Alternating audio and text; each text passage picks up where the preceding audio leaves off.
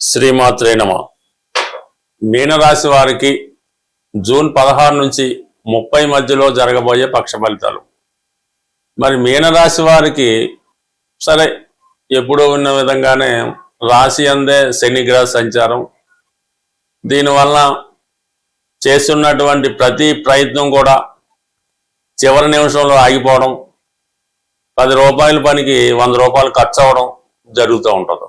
అయితే ఇప్పుడు ఏమైందంటే ఈ మీనరాశి 2 పాపగ్రహాల మధ్య పాపకర్తారి యోగంలో పడింది. సో ఇది ఎలా ఉంటుందంటే, ఎవరైతే ఈ థర్డ్ టైం అది జన్మశని నడుస్తుంటుంది కదా, అటువంటి వాళ్ళకి ఆరోగ్యపరంగా చాలా జాగ్రత్త తీసుకోవలసి ఉంటుంది. అలాగే తెలుసో తెలియకో ఏదో కొన్ని కారణాల వల్ల ఏదో పోలీస్ కేసులోనో క్రైమ్లోనో ఇరుక్కున్న వాళ్ళకి ఒక బంధన యోగం లాంటిది ఏర్పడే అవకాశం ఉంది. ఈ 2 విషయాల్లో కొంతమంది జాగ్రత్త పడవలసి ఉంటుంది. ఎందుకంటే ఈ ఏలినాటి శనిలో జన్మశని ప్రతి వ్యక్తి జీవితంలో 3 సార్లు రావడం జరుగుతూ ఉంటుంది. ఫస్ట్ టైం అన్నది బాల్యంలో వచ్చినప్పుడు అది తల్లిదండ్రుల మీద ప్రభావం చూపిస్తుంటుంది. విద్యార్థి అయితే విద్యార్థి చదువు మీద ప్రభావం చూపుతూ ఉంటుంది. ఈ సెకండ్ టైం వచ్చినప్పుడు ఇది మిడిల్ ఏజ్లో వస్తూ ఉంటుంది. పిల్లల చదువులు, పెళ్ళిళ్ళు, బాగా తీవ్రమైన ఆర్థిక ఇబ్బందుల్లో రావడం, ఉద్యోగాలు పోగొట్టుకోవడం, ఏదో ఒక బలహీనత, ప్యాకెటో వ్యసనమో, అమ్మాయి ప్రాబ్లం ఇరుక్కొని వచ్చిన జీతం అప్పులకి వడ్డీలకి పోతూ ఉంటుంది. ఈ థర్డ్ టైం అన్నది కొంతమందికి ఈ హెల్త్ ప్రాబ్లమ్స్, బెడ్ రెడ్ అవ్వడం జరుగుతూ ఉంటుంది. సో ఇది ఈ విధంగా ఈ పాపకర్తాల యోగంలో పడడం వలన గతంలో చేసిన పొరపాట్లకి ఒక విధమైన పనిష్మెంట్ ఈ రాశి వారికి రావడం జరుగుతూ ఉంటుంది. కొంతమందికి దేశ బహిష్కరణ అంటే వేరే ప్రాంతాలకు వెళ్ళిపోవడం, అజ్ఞాతంలోకి వెళ్ళిపోవడం, ఎవరికి కనపడకుండా ఉండడం జరుగుతూ ఉంటుంది. ఇది ఒక యాంగిల్. అయితే ఎప్పుడు కూడా 12లో రాహు ఉన్నప్పుడు ఈ ఇతరుల యొక్క మాటలు వినడం వల్ల జాతకుడు నష్టపోతూ ఉంటాడు. సులువుగా పోయేదానికి ఏదో అక్రమ సలహా ఇస్తూ ఉంటాడు. ఏదో చిన్న పొరపాటు చేయనుకోండి, అటు ముందుగానే యాంటీసెప్టిక్ బెయిల్కి వెళ్ళిపోవడం వల్ల ఆ నేరం ఏదో పెద్ద తీవ్రమైన నేరంగా పరిగణించి వారి జీవితాంతం వాడిని వేటాడుతూ ఉంటారు. సో అందువలన ఏంటంటే తప్పు చిన్నదైనా పెద్దదైనా అది సులువుగా పరిష్కరించుకుంటే మంచిది తప్ప ఇతరుల మాటలు నమ్మి మరింత ఇష్యూ పెద్ద చేసుకుంటే ఇబ్బంది కలిగే అవకాశం ఉంటుంది. బట్ ఏదైనా కుజుడు ధనస్థానంలో కొంతవరకు భాగ్యాధిపతిగా దైవభక్తి పెరుగుతుంది. కుటుంబ సభ్యులు క్రమశిక్షణతో మెలిగే అవకాశం ఉంది. ప్రతి సందర్భంలో కూడా మీకు వాళ్ళు సహకారం అందిస్తూ ఉంటారు. అదే మీరు అది అర్థం చేసుకోలేకపోతుంటారు. ఇక జూన్ 20 తర్వాత కుజుడు తృతీయ స్థానంలోకి వెళ్ళడం వల్ల కొంత ధైర్యంతో ముందుకు వెళ్తారు. అనారోగ్య సమస్యలతో ఉన్న వాళ్ళు వాటి నుంచి బయటపడతారు. ఏదైనా లిటిగేషన్లు, చికాకులు, ఆర్థిక బాధలు, పోలీస్ కేసులు ఉన్న వాళ్ళ నుంచి కూడా కొంత రిలీఫ్ అన్నది రావడం జరుగుతూ ఉంటుంది. ఇప్పుడు జూన్ 20 తర్వాత చాలా ఫ్రీగా అవుతారు. అలాగే గురుగ్రహం కూడా ప్రస్తుతం రాష్ట్రాధిపతిగా, దశమాధిపతిగా 5వ స్థానంలో సంచరిస్తూ ఇప్పటికన్నా రేపు జూన్ 18వ తారీఖు తర్వాత ఈ గురువు శని నక్షత్రం అయినటువంటి పుష్యమి నక్షత్రం మీద సంచరించడంతో ఆటోమేటిక్గా జాతకుడికి కొంత బలం చేకూరుతుంది అన్నమాట. అంటే రాశిలో ఉన్నటువంటి శని నక్షత్రం మీద గురువు రావడంతో ఆటోమేటిక్గా మీకు ఈ గురు కుజుల ఈ శని అలాగే గురువు యొక్క బలం పెరిగి మీకు అటు ఉద్యోగపరంగా మీరు ఎదుర్కొంటున్నటువంటి సమస్యల నుంచి బయటపడతారు. ఏదన్నా కొద్ది పెద్దవారై ఉండి ఆరోగ్యపరంగా మీరు ఏవైనా ఇబ్బందులు ఎదుర్కొంటుంటే ఆ ఇబ్బందుల నుంచి బయటపడతారు. జీవితంలో ఎవరో ఒకరు సహాయపడినట్టు మీలో ఒక కొత్త శక్తి ప్రవేశించినప్పుడు వెనకాల ఒక దైవం ఉండి మిమ్మల్ని నడిపించే విధంగా మీరు పుంజుకోవడం జరుగుతుంటుంది. క్రమశిక్షణగా, చాలా దైవికంగా, చాలా సాంప్రదాయంగా మీ జీవితంలో ఈ జూన్ 18 నుంచి మార్పు రాబోతుంది. నెమ్మదిగా అక్కడ నుంచి మీరు ఈ జన్మశని ప్రభావం నుంచి నెమ్మదిగా బయటపడే అవకాశం కూడా చాలా వరకు కనబడుతూ ఉంటుంది. ఇక ప్రధానంగా శుక్రుడు కూడా అదే పంచమ స్థానంలో సంచరించడం వల్ల చాలా వరకు మీకు ఏదైనా వివాహపరంగా కానీ, ఇష్టమైన వారిని కలుసుకోవడం కానీ, అంటే మీ ఊహలు, ప్లాన్స్ ఏ విధంగా ఉన్నాయి దాన్ని ఏదో విధంగా మనం అమలు చేసే ప్రయత్నంలో మీరు ఒక విధంగా కళారంగంలో ఉన్న, ఒక రచనా రంగంలో ఉన్న, ఒక సినిమా ఫీల్డ్లో ఉన్న, మీరు ఒక రచయిత అయినా, ఒక స్క్రీన్ ప్లే రైటర్ అయినా, ఒక పాటల రచయిత అయినా కొంతవరకు మీ ఊహలకు అనుగుణంగా అది రావడం జరుగుతుంటుంది. మీరు గతంలో రాసినటువంటి మాటలు, పాటలు, కథలు అవ్వచ్చు, ఏదన్నా ఒక ప్రొడక్ట్ అవ్వచ్చు, దానికి ఈ సమయంలో మంచి గుర్తింపు రావడం జరుగుతుంది. దానికి తగిన విధంగా మీ యొక్క వాల్యూ కూడా పెరిగే అవకాశం ఉంది. బట్ ఏదైనా మన మీనరాశి వారి జీవితంలో నెమ్మదిగా అభివృద్ధి తిరిగి ప్రారంభమైంది. అంటే దానికి మీరు కూడా కొంతవరకు సహకరించవలసి ఉంటుంది. అది మీ అభివృద్ధి అయినప్పటికీ కూడా మీరు సహకరించకపోతే అది పెద్దగా ఏమీ రాణించే అవకాశం లేదు కాబట్టి ఈ సమయంలో మీరు గతంలో ఉన్నటువంటి బలహీనతల్ని పక్కన పెట్టి ఇతరుల మాటలు వినకుండా మీ యొక్క సొంత తెలివితేటలతో మీ పనులు మీరు పరిష్కరించుకుంటే జీవితంలో మీరు కోల్పోయినటువంటి నేమ్ అండ్ ఫేమ్ ని తిరిగి పొందే అవకాశం ఉంటుంది.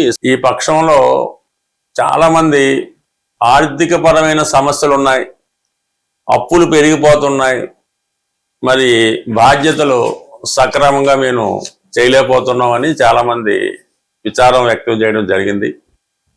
ఏదైనా ఆర్థిక పరమైన సమస్యలు ప్రతి ఒక్కరి జీవితంలో ఏదో సమయంలో రావడం జరుగుతూ ఉంటుంది. సో దానికి పరిష్కారం అంటే ఆర్థిక సమస్యలకి కుజుడే కారణం అవుతూ ఉంటాడు. కుజుడు, భూమి, అన్నదమ్ములు, భార్యాభర్తలు, స్నేహితులు, వీటి కారణంగానే చాలామంది అప్పుల పాలవుతూ ఉంటారు. సో వాటికి సరైన పరిష్కార మార్గం ఏంటంటే మీరు ఆంజనేయ స్వామి విగ్రహాన్ని అంటే పూర్తిగా స్వచ్ఛమైనటువంటి కాపర్తో, రాగితో తయారు చేయాలి. ఏమాత్రం డొల్ల లేకుండా ప్యూర్గా ఉండాలన్నమాట, చాలా సాలిడ్గా ఉండాలి. సుమారు 6 అంగుళాల ఎత్తు, 6 అంగుళాల ఎత్తు అంటే మనకి ఉంటే సరిపోతుంది. నిల్చున్న విగ్రహమే ఉండాలి మీకు. కూర్చున్న విగ్రహం ఒకదానికి పనిచేస్తుంటుంది. కొంతమంది ఈ సంజీవ పర్వతాన్ని మోస్తున్నటువంటి విగ్రహాన్ని కానీ ఫోటోను కానీ పెడుతుంటారు. అది కొన్నాటికి పనిచేస్తుంటారు. ఇప్పుడు ఉన్నటువంటి సమస్యలకి రెడీ టు మూవ్గా ఉండాలన్నమాట ఆంజనేయ స్వామి వారు. అటువంటి కాపర్తో చేసిన విగ్రహాన్ని మీరు తయారు చేయించుకొని పూజా మందిరంలో పెట్టుకోవాల్సి ఉంటుంది. బ్యాక్గ్రౌండ్గా సీతారాముల పట్టాభిషేకం ఫోటో పెట్టుకోవాలి. మిగతా ఫోటోలు మీ ఇష్టం. ఈ సీతారాముల ఫోటో లేకుండా, వాళ్ళని పూజించకుండా ఆంజనేయ స్వామిని మీరు ఎంత పూజించినా కూడా మీ టైం వేస్ట్. ఆ పట్టాభిషేకం ఫోటో మీరు పెట్టండి. ఆంజనేయ స్వామి వారిని అంటే మామూలుగా స్థాపించి ప్రతి మంగళవారం కేవలం సింధూరంతో పూజించాలన్నమాట.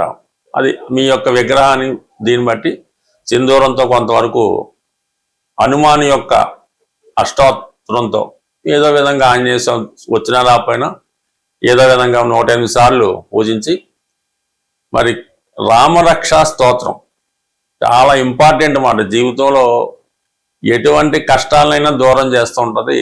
ఈ రామరక్షా స్తోత్రాన్ని పారాయణ చేయడం వల్ల, పఠించడం వల్ల ఇలా ఒక 8 మంగళవారాలు చేయాలి.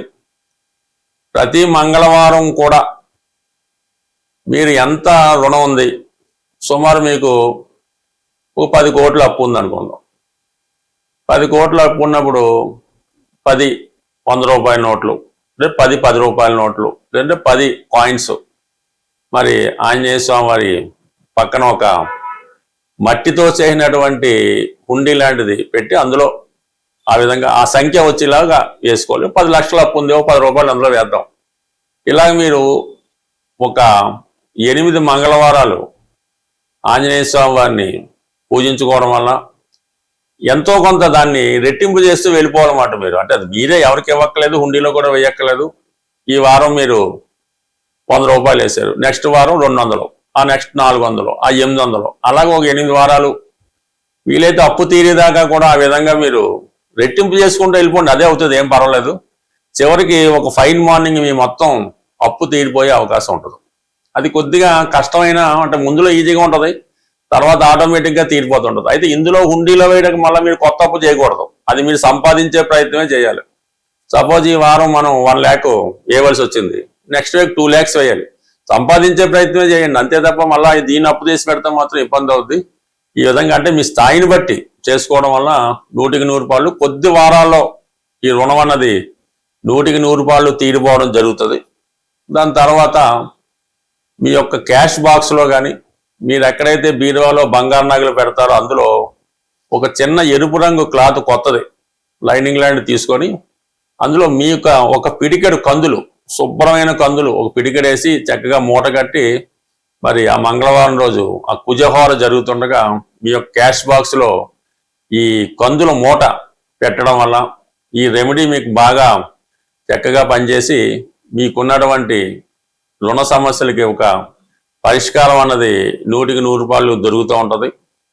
ఇక దాని తర్వాత ఏంటంటే ఇది తీరిపోతూ కామన్గా ఎక్కువగా ఆర్థిక సమస్యలు తీరడానికి ప్రతి ఒక్కళ్ళు చేయవలసింది ఏంటంటే మీకు ఏవైనా బలహీనతలు ఉంటాయి అంటే ఏ బలహీనత వల్ల మీరు రుణంలో పడ్డారో అది మీ మనసుకి తెలుస్తూ ఉంటుంది. వాటిని మీరు స్టాప్ చేయవలసి ఉంటుంది. అది పేకాట వల్ల, స్త్రీ వ్యసనం వల్ల, డ్రింకింగ్ వల్ల, అతి స్నేహం వల్ల, అక్కర్లేని బాధ్యతల వల్ల ఈ విధంగా కొన్ని జరుగుతూ ఉంటాయి. దాన్ని మీరు స్టాప్ చేయవలసి ఉంటుంది. కొద్ది కష్టమైనా సరే కంప్లీట్గా దాన్ని వదిలేయనమాట. అప్పుడు మాత్రమే మీరు ఆ రుణం నుంచి బయటపడతారు తప్ప మీకు ఉన్నటువంటి బలహీనత కంటిన్యూ చేసుకున్నంతకాలం మీరు ఆ రుణం నుంచి ఆ అప్పు నుంచి 100% బయటపడలేరు. కొంత కష్టమైన కొన్ని బలహీనతలను పక్కన పెట్టి ఆదిత్య హృదయం ప్రతిరోజు చదవడం మరి మీ యొక్క రుణ సమస్యలకి ఇది కంప్లీట్గా పరిష్కారం చెప్పే అవకాశం ఉంటుంది. స్వస్తి.